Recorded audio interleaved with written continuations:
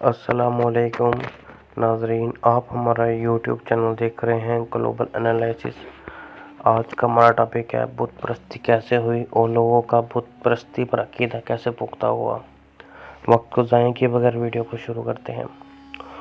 चूँकि जिन्नात लोगों को आसमानी बातों की खबरें देते थे, इनमें से बाज़ बातें सच हो जाया करती थी, इसलिए लोग इनको आलिमुल गैब समझने लगे। दूसरा ये कि जिन्नात इंसानों को दुनियावी अमूर में मदद करते थे, इस वजह से लोग जिन्नातों को कादिर व मुतलिक मानने लगे और रफ्ता रफ्ता इनकी परस्तिश शुरू हो गई। परस्तिश करने वाले दो ग्रोहों में तकसीम हो गए। एक तो वो थे जो सिर्फ इनके नाम ही की पूजा करते थे, और दूसरे वो जिन्होंने बुत बनाकर पूजा की। फिर जिन्होंने बुत बनाकर पूजा की वो भी दो किस्म के थे। एक तो वो जो बुतों को फरिश्तों, आसमानी रूहों और जिन्नात से तस्बीह देते थे, और दूसरे वो जो बुतों को किसी भी हैसियत से बड़ी शख्सियत मानते थे। काफिर अपनी बुत परस्ती के मुतल्लिक ये अकीदा रखते थे, पारा नंबर 23 रकू नंबर 15, यानी हम इनकी इबादत सिर्फ इसलिए करते हैं ये बुजुर्ग अल्लाह ताला की नज़दीकी के मर्तबे तक हमें रसाई देंगे। दरअसल हकीकत ये है कि बुत परस्ती की शुरुआत जिन्नात परस्ती से हुई। यहाँ ये बात ज़हन नशीन रखनी चाहिए, जो लोग पत्थर या धातु के बने हुए बुतों की पूजा करते थे वो साहिब अक्ल, समझदार और होशियार लोग थे। वो लोग समझते थे कि ये इन्हीं के बनाए हुए बुत हैं, जिसमें हरकत, कुव्वत, कुदरत, गोयाई किसी तरह की कोई ताकत नहीं।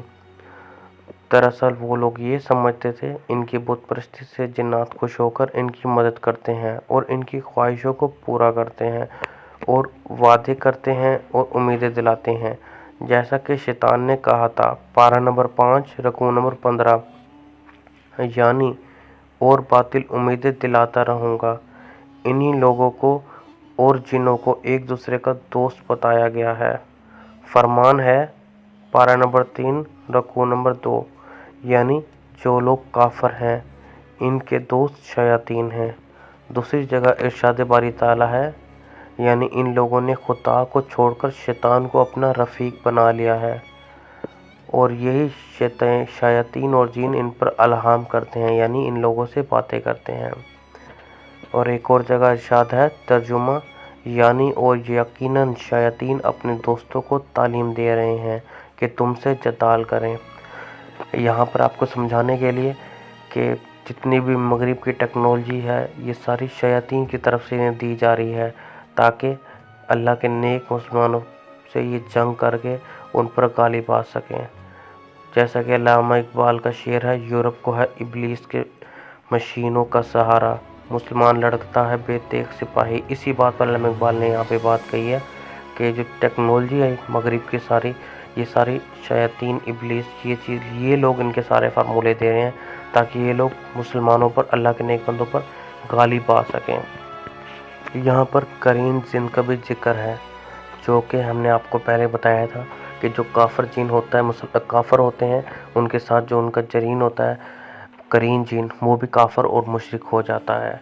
तो जो इंसान बुत परस्ती करता है तो उसे उस बुत के मुतालिक गलत किस्म के वहम के उसका बुत सच्चा है, उसका बुत उसके एक दिन बाद ज़रूर सुनेगा, यही सच्चा खुदा है, वो करीन जिन उस बुत की इबादत करने वाले को गलत उम्मीदें, गलत झूठे दिलासे देता रहता है। यहाँ पर हम वक्त में कई साल पीछे जाएंगे। द बुक ऑफ एनोक के बारे में हम आपको बताएंगे। द बुक ऑफ एनोक, इसमें लिखा है कि हमारे वालिद यज़्द के ज़माने में जबल हरमोन यानी कि माउंट हरमन पर वो 200 की तादाद में इकट्ठे हुए। इनमें से सबसे बड़े का नाम अज़ा था। अज़ा यानी अज़ाज़ील शैतान का नाम था। इसने कहा, मुझे डर है कि तुम इसका काम को करने पर राज़ी नहीं होंगे और इसका खमियाजा मुझे अकेले को भुगतना पड़ेगा। अब क्या काम जिसका शैतान ने अल्लाह ताला को कहा था कि मैं तेरे बंदे को भटकाऊंगा, उस काम का शैतान अपने बाकी शैतान से कह रहा है कि तुम उस काम को करने पर राज़ी नहीं होगे जिसका, और इसकी सज़ा मुझको अकेले को भुगतनी पड़ेगी। تو اس پر ان سب نے اونچی آواز میں کہا، ان سب شیاطین نے اونچی آواز میں یکجا ہو کے کہا، ہم قسم کھاتے ہیں ہم یہ کام کریں گے۔ اس وقت ان میں 200 تھے جو اس کے سب پہاڑ پر موجود تھے، اور ان سب شیاطین نے مل کر انسانوں کو گمراہ کرنے اور انہیں برباد کرنے کی قسم کھائی، اور تب سے یہ اس کام پر لگ گئے۔ اس کے بعد انہوں نے انسانوں کو مختلف چیزیں سکھانا شروع کی، جس میں مختلف علوم کے بارے میں علم، تصویریں بنانا، شبیہیں بنانا اور اپنی خلقت تبدیل کرنا۔ یہاں پہ ہمارا مقصد آپ کو بت پرستی کی شروعات ہے، تو لہٰذا ہم کہیں اور نہیں جائیں گے، آپ کو بس وہی چیزیں بتائیں گے جن میں بت پرستی کی شروعات کا آپ کو پتہ چل سکے۔ جیسا کہ حضرت نوح علیہ السلام کی قوم کا وہ واقعہ جس میں حضرت نوح علیہ السلام کی قوم کے نیک لوگ جو کہ مر چکے تھے، ان شیاطین نے ان کی تشبیہیں یعنی کہ ان کے بت بنا کر دیے تاکہ بت پرستی شروع ہو سکے، اور بالآخر کچھ اس طرح بت پرستی کی شروعات ہوئی۔ اب ہمارا یہاں پر تھوڑا مزید آگے بڑھ کے اس بارے میں بات کرتے ہیں کہ لوگوں کا بت پرستی پر عقیدہ کیسے پختہ ہوا۔ تو اس بات پر جاننے کے لیے ہم آپ کو اسلامی روایات سے آپ کو بتاتے ہیں کہ عزا جو کہ ایک دیوی تھی، یہ ایک شیطان دیوی تھی، اور یہ کدھر رہتے تھی؟ یہ مکہ والی سائڈ پہ وادی نخلا میں رہتے تھی، جدھر عزا نام کی دیوی کا ایک مندر تھا۔ جب حضور پاک صلی اللہ علیہ وسلم نے مکہ کو فتح کیا تو آپ صلی اللہ علیہ وآلہ وسلم نے حضرت خالد بن ولید رضی اللہ تعالیٰ عنہ کو بھیجا کہ 3 جھاؤ والے درخت کو کاٹ کے آؤ، اگر کچھ غیر معمولی فیل ہو تو مجھے بتانا۔ اب یہ عزا کی جو دیوی تھی تو یہ 3 جھاؤ والے درخت پر رہتے تھے، اور یہ جن بتوں والی سائڈ پہ تھی ان سے آوازیں آتے تھیں جس سے لوگوں کا بتوں پر یقین اور پکا ہوتا تھا۔ جب حضرت خالد بن ولید رضی اللہ تعالیٰ عنہ گئے اور آپ نے پہلے جھاؤ کا درخت کاٹا، اور جب واپس گئے تو آپ صلی اللہ علیہ وسلم نے حضرت خالد بن ولید سے پوچھا کہ آپ کو کچھ غیر معمولی فیل ہوا؟ تو حضرت خالد بن ولید رضی اللہ تعالیٰ عنہ نے فرمایا کہ جی نہیں۔ جب ایسے ہی دوسری بار بھیجا تب بھی درخت کاٹا پر کچھ فیل نہ ہوا۔ پھر جب آپ صلی اللہ علیہ وسلم نے فرمایا کہ ایک درخت اور ہوگا، اس سے کاٹ کے آؤ، جب آپ اس درخت کو کاٹنے گئے تو وہاں عزا جو کہ ایک شیطانی عورت تھی وہ سامنے آئی، جو کہ بہت ہی غصے میں تھی اور وہاں کھڑی تھی۔ حضرت خالد رضی اللہ عنہ نے جب اس پر تلوار کا وار کیا تو یہ راکھ میں تبدیل ہو گئی، اور اس مندر کا جو محافظ تھا جس کا نام طبیعہ بن سلمہ تھا، اس کی بھی گردن الگ کر دی۔ یوں بت پرستی کا مکہ سے خاتمہ ہوا۔ یہاں پہ یہ بات ہماری ثابت ہوئی کہ شیاطین جنات بتوں میں حلول کر کے ان میں سے مختلف آوازیں ہوتے تھے اور لوگوں کا غلط عقیدہ پختہ ہوتا تھا۔ اس کے بعد ایک اور واقعہ ہم آپ کو بتاتے ہیں کہ مکہ میں ایک ولید نامی کافر تھا جس کے پاس ایک سونے کا بت تھا، چونکہ وہ اس کی پوجا کرتا تھا۔ ایک دن اس بت میں سے عجیب و غریب واقعہ ہوا کہ اس سے آوازیں آنے لگ گئیں، جو آوازیں یہ تھی کہ حضرت محمد صلی اللہ علیہ وسلم اللہ تعالیٰ کے رسول نہیں ہیں، معاذ اللہ، اور ان کی تصدیق نہ کرنا۔ اس بات پر کافر ولید بہت خوش ہوا۔ باہر نکل کے اس نے لوگوں سے یہ سارا وقوعہ کہا اور سارے لوگوں کو اکٹھا کر لیا، تب بھی اس بت نے یہی الفاظ دہرائے۔ تو ان لوگوں نے اگلے دن ایک اجتماع منعقد کیا اور سب لوگوں کو دعوت دی، اور ساتھ رسول اللہ صلی اللہ علیہ وسلم کو بھی اس دعوت میں شریک ہونے کا کہا۔ جب آپ صلی اللہ علیہ وآلہ وسلم صحابہ کرام رضی اللہ تعالیٰ عنہ کے ساتھ آئے تو وہاں پر جو بت تھا وہ موجزانہ طور پہ یہ کہنے لگا کہ آپ صلی اللہ علیہ وآلہ وسلم اللہ کے سچے رسول ہیں، ان کا ہر ارشاد سچا ہے، ان کا دین برحق ہے۔ اور یہاں تک وہ بت کہنے لگا، اے لوگو، تم اور تمہارے بت جھوٹے ہیں بلکہ گمراہ کرنے والے ہیں، اور تم محمد صلی اللہ علیہ وسلم پر اگر ایمان نہ لائے تو تم جہنم میں جاؤ گے۔ جب اس واقعے کے بعد رسول اللہ صلی اللہ علیہ وسلم واپس جا رہے تھے تو راستے میں ایک سوار جو کہ کھڑا تھا، اس کے پاس ایک تلوار تھی جس سے خون بہہ رہا تھا۔ تو اس نے حضور صلی اللہ علیہ وآلہ وسلم کے سامنے آیا تو آپ صلی اللہ علیہ وسلم نے پوچھا کہ کون ہو؟ تو اس نے کہا یا رسول اللہ صلی اللہ علیہ وسلم میں جن ہوں، آپ کا غلام اور مسلمان ہوں۔ اور اس نے پھر سارا واقعہ بتایا۔ اس نے کہا میں جبل طور پر رہتا ہوں، کچھ دنوں کے لیے میں گھر سے باہر گیا۔ آج جب میں گھر سے واپس آیا تو میرے گھر والے رو رہے تھے۔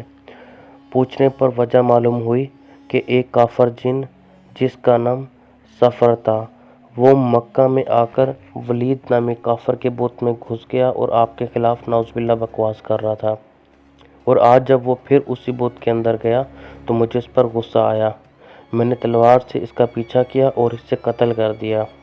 اور اس کے بعد جب آپ وہاں پہ آئے تو میں اس بت میں گھس گیا اور میں نے آپ کے سچے ہونے کی گواہی دی۔ یہاں پر یہ بات ثابت ہوتی ہے کہ یہ بت ان کے اندر شیاطین گھس جاتے ہیں اور لوگوں کے عقیدے مزید مضبوط مستحکم کرنے کے لیے ایسے کام کرتے ہیں تاکہ لوگوں کا غلط عقیدہ مزید پختہ ہو گیا۔ ایک سائڈ پہ یہ جنات ایسی حرکتیں کرتے ہیں اور دوسری سائڈ پہ جو کہ ہر انسان کے ساتھ اس کا ہمذات جن ہوتا ہے، وہ اسے غلط قسم کے وسوسے پیدا کرتا ہے کہ یہی سچا خدا ہے اور تو صحیح راستے پہ ہے، اور اسے کبھی راست پر نہیں آنے دیتا۔ پارہ نمبر 27 ترجمہ، رکوع نمبر 7 پارہ نمبر 27 ترجمہ، یعنی تم خدا کے سوا جس جن کی عبادت کرتے ہو وہ سب دوزخ کا ایندھن ہوں گے، تم سب دوزخ میں جانے والے ہو۔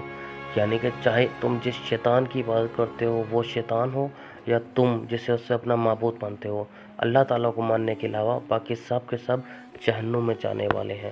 بے شک میرے اللہ کا ہر حکم اور ہر ارشاد سچا ہے۔ ہندوؤں میں یہ 3 ہستیاں بہت مشہور اور متبرک ہیں اور ان کی تصاویر کی پرستش بھی کی جاتی ہے۔ ان میں ایک دیوی جس کا نام سیتا یا راون ہے، جس کے 4 ہاتھ ہوتے ہیں۔ دوسرے گنیش جی جس کا چہرہ ہاتھی کا سا ہے اور سونڈ بھی ہے۔ تیسرے ہنومان جی جس کا چہرہ بندر کا سا ہے اور پیچھے ایک دم بھی ہے۔ یہ جن تھے جو ان صورتوں میں آ کر کافروں کے کام کیا کرتے تھے اور کافر انہیں بزرگ اور بالاتر ہستی سمجھ کر انہیں پوجتے اور ان کی مورتیاں بنا کر ان کی پوجا کیا کرتے۔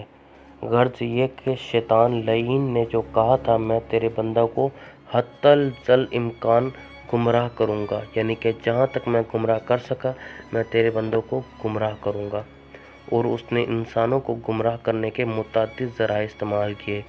کہیں بت بنا کر ان کی پوجا کرائی تو کہیں انسانوں کو تصویر پر جھکایا، کہیں پتھر پر سجدے کرائے تو کہیں درختوں سے مرادیں فراہم کی۔ غرض یہ کہ جہاں جہاں جن جن بتوں سے پوجا کی، شیطان نے ان بتوں سے اپنا تعلق قائم رکھا اور ان بتوں میں خود سرایت کر کے، یعنی کہ ان بتوں کے اندر گھس کے کہ اس کے پجاریوں کو خوش فہمیاں اور ان کی بد عقیدگی پر مضبوط اور مستحکم کیا۔ یعنی کہ بتوں سے آوازیں آنا کہ تیرا مذہب سچا ہے، انہیں غلط سائٹ پہ کرنا، یہ سب شیطان کی چالیں تھیں تاکہ لوگوں کا عقیدہ جو تھا اسے مزید مستحکم کر سکتا، جو کہ ایک غلط عقیدہ تھا۔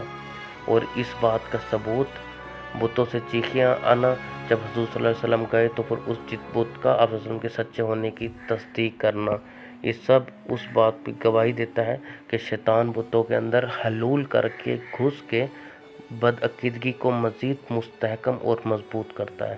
یہاں پہ ہماری ویڈیو ختم ہوتی ہے۔ چینل کو سبسکرائب کریں، ویڈیو کو لائک کریں، بیل آئیکن کو دبائیں۔ پھر حاضر ہوں گے ایک اور زبردست موضوع کے ساتھ۔ چلتے ہیں، اجازت دیجیے، اللہ حافظ۔